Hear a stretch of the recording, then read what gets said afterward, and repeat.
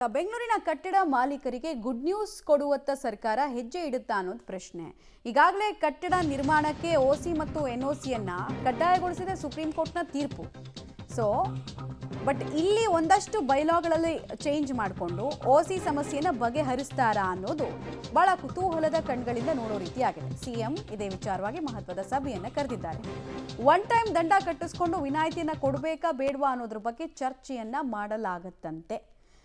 Supreme court ಏನು ಹೇಳಿದೆ ಅಂದರೆ, ಹೊಸದಾಗಿ ಯಾರ್ಯಾರು ಕನ್ಸ್ಟ್ರಕ್ಟ್ ಮಾಡ್ತಾ ಇದ್ದಾರೆ ಬಿಲ್ಡಿಂಗ್ಗಳನ್ನು, ಅದು 30-40 ಸೈಟ್ ಇರ್ಬೋದು, 60-40 ಎಲ್ಲ ಡೈಮೆನ್ಷನ್ನ ಸೈಟ್ಗಳಲ್ಲಿ ಓಸಿ ಮತ್ತು ಎನ್ಒಸಿಯನ್ನು ನೀವು ಕಡ್ಡಾಯವಾಗಿ ತಗೊಳ್ಳೇಬೇಕು ಅಂತ ಹೇಳಿದೆ.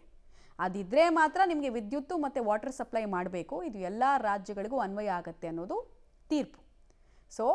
ಈಗ ಆಲ್ರೆಡಿ ಲಕ್ಷಾಂತರ ಸಂಖ್ಯೆಯಲ್ಲಿ ಕಟ್ಟಡದ ಮಾಲೀಕರು ಕಟ್ಟಡವನ್ನು ಕಟ್ಟಿದ್ದಾರೆ. ಕೆಲವರೆಲ್ಲ ಕೆಲ ರೂಲ್ಸ್ಗಳನ್ನೆಲ್ಲ ವೈಲೇಟ್ ಮಾಡಿದ್ದಾರೆ. ಆಮೇಲೆ ಕೆಲವು ಬಿ ಖಾತಾದಲ್ಲಿ ಕೂಡ ಇದ್ದಾವೆ. ನಾವೇನು ಮಾಡಬೇಕು, ನಾವು ಅರ್ಜಿ ಹಾಕ್ಕೊಂಡಿದ್ದೀವಿ ಅಂತ ಕೆಲವರು ಹೇಳ್ತಿದ್ದಾರೆ. ನೋಡಿ, 53,000 ಅರ್ಜಿದಾರರಿದ್ದಾರೆ. 3 ಲಕ್ಷಕ್ಕೂ ಅಧಿಕ ಮನೆಗಳಿಗೆ ಸಂಪರ್ಕ ಬೇಕಾಗಿದೆ. ಇವರೆಲ್ಲರೂ ಪಾಪ ಟೆಂಪರರಿ ವಿದ್ಯುತ್ ಕನೆಕ್ಷನ್ ತೊಗೊಂಡು ಮಾಡ್ತಿರ್ತಾರೆ.